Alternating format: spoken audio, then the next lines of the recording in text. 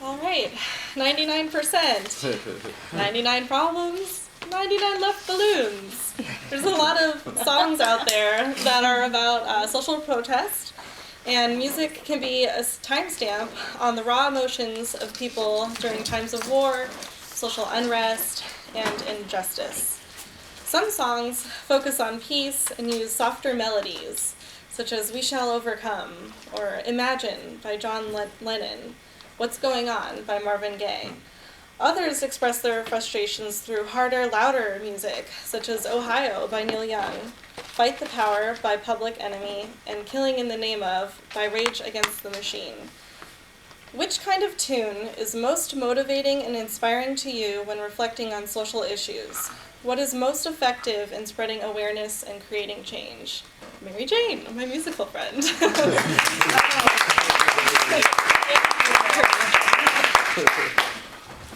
I think Sarah saw me mouthing, pick me, pick me. I love music, and I love all different genres. And you actually mentioned certain artists that I really enjoy, like John Lennon, really enjoy Imagine. And I would have probably, before last night, picked a song that was a lot more peaceful. But last night, I watched Straight Outta Compton. I don't know who's seen that movie. And I grew up in the generation right after the rise of gangster rap. And to me, it was just a lot of really angry people saying a lot of bad words. And I thought that that movie was more geared to an urban audience.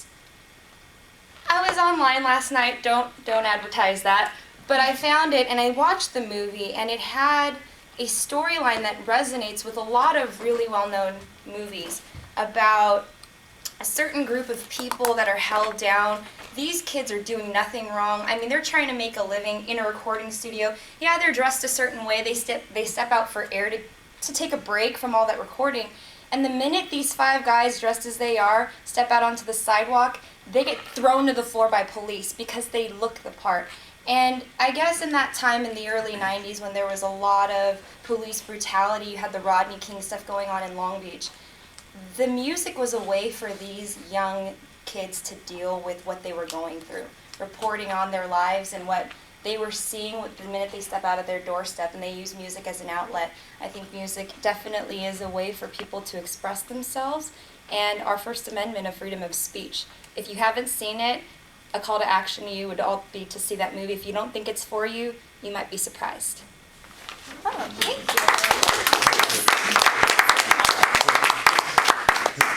Great. Okay. Occupy Wall Street had crowds of people camping outside of banks, corporate headquarters, foreclosed houses, and universities. People momentarily left their everyday lives to stand up for a cause they believed in. Standing up for a cause close to your heart does not always have to be a protest. People join the Peace Corps, fly out to countries that have undergone a natural disaster, or donate to charities. If you didn't have to worry about money, what would you want to devote your time and energy into for bettering the world? Bruno. Ooh.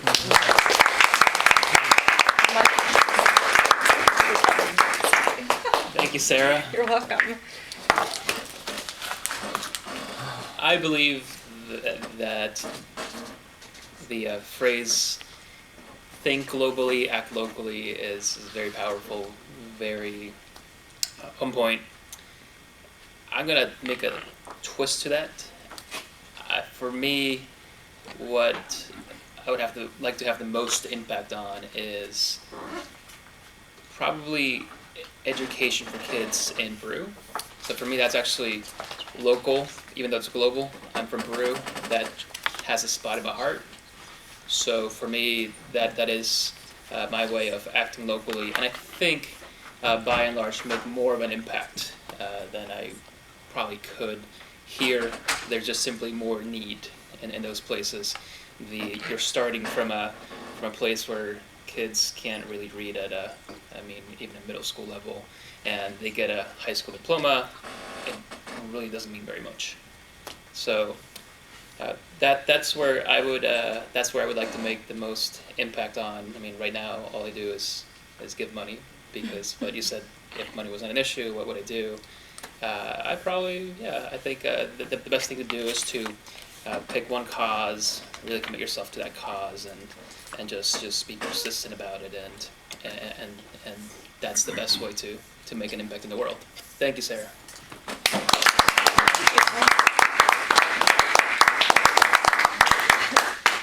All right. Nowadays, with the help of Netflix, hundreds of documentaries are available for your viewing. Some bring awareness to food and health, such as Food Inc. or Super Size Me. Others, like Blackfish, might make you think twice about visiting SeaWorld. Has there ever been a movie that stuck with you days after viewing that might have changed your mind about something, or maybe even changed your behavior in some way? Aaron.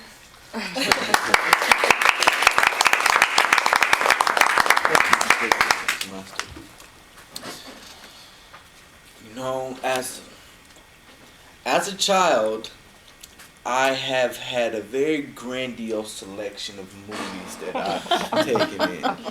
And out of those movies, none of them have I taken with me as much as I have taken The Machine Gun Preacher. That is an excellent movie. Excellent movie. I know initially hearing the title, you might think, what is this guy talking about? Machine gun and preacher don't belong in the same sentence. But that movie is very important. It talks about a lot of social issues. It basically is about a guy who was a biker. He gets out of jail, and then he goes to church and gets in touch with his spiritual side, and he takes a trip to Africa and sees the conditions that these people are living in, and he gives up everything that he has, all his money, all of his social constructs that his grandiose lifestyle, he gives up, and then he goes out there and basically creates an orphanage for these people and fights the social injustice that is going on within those countries. I believe it's Sudan. Seeing how a man who had no real connection with the people there, he was American, they came from different ethnic backgrounds, different socioeconomic statuses, but he was able to connect with them through their spirit, through their soul. That's the human connection. And that, to me, is very, very important. One of my favorite verses in the Bible is Proverbs 29:13. The rich and the poor man have this in common. The Lord gives light to the eyes of both.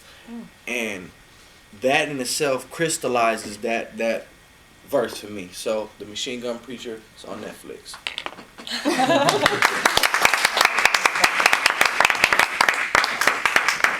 Thank you.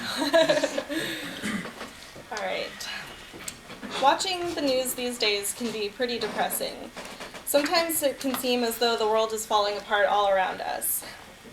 What do you do to decompress and escape from reality to save your sanity? And I'd like to open this up to the two guests today. Three. I'm sorry. If any of you would like to get on up here and give it a shot. Try. Otherwise, Sure. All right.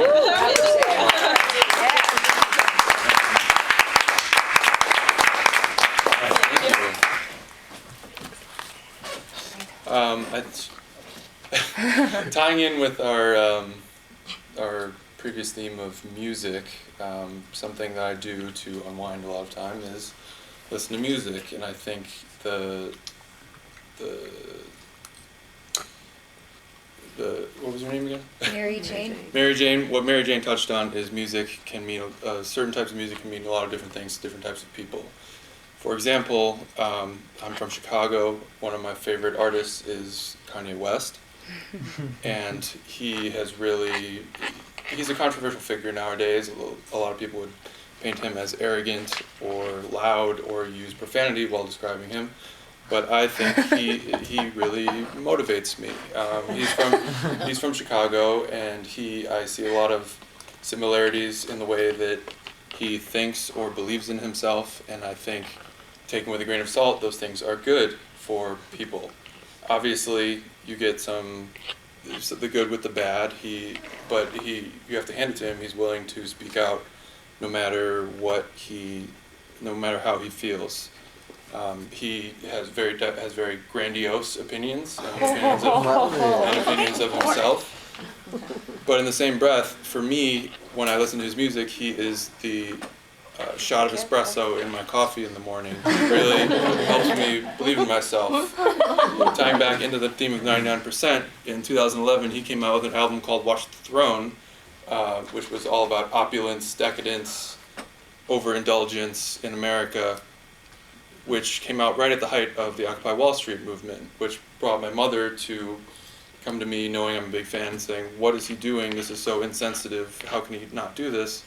But I say, "Mom, you're looking at it wrong. He wants to inspire people. He doesn't come from this decadence, this extravagant lifestyle, but he wants to show other people that he believes in himself and he believes in other people." And it's funny to me because and this has been a multi-year discussion with my mother about the merits of this man's humanity. But at the end of the day, I think it's funny to me because they're very similar people. They both went to art school. They both are creative. They both are very opinionated, and they both help me along my way to do what I want to do.